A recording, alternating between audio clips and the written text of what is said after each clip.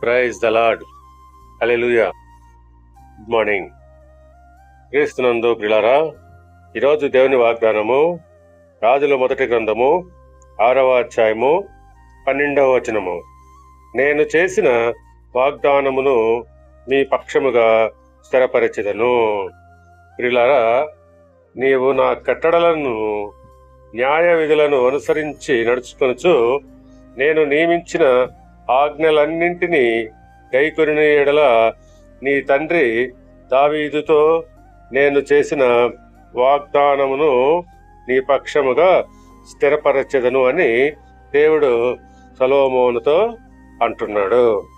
అవును, దేవునికి విధేయత చూపడము ఎంతో ముఖ్యమైంది.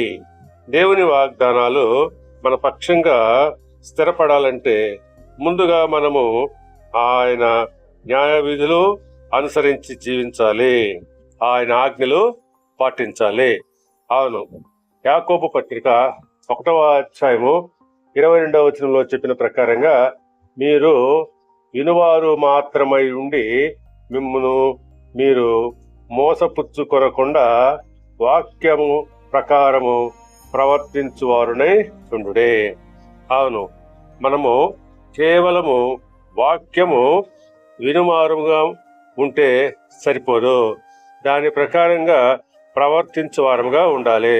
అప్పుడే దేవుని వాగ్దానాలు మన పక్షంగా నెరవేరుతాయి. దేవుడు మిమ్మల్ని దీవించి ఆశీర్వదించి వర్ధిల్ల చేయనుగాక. ఆమేన్.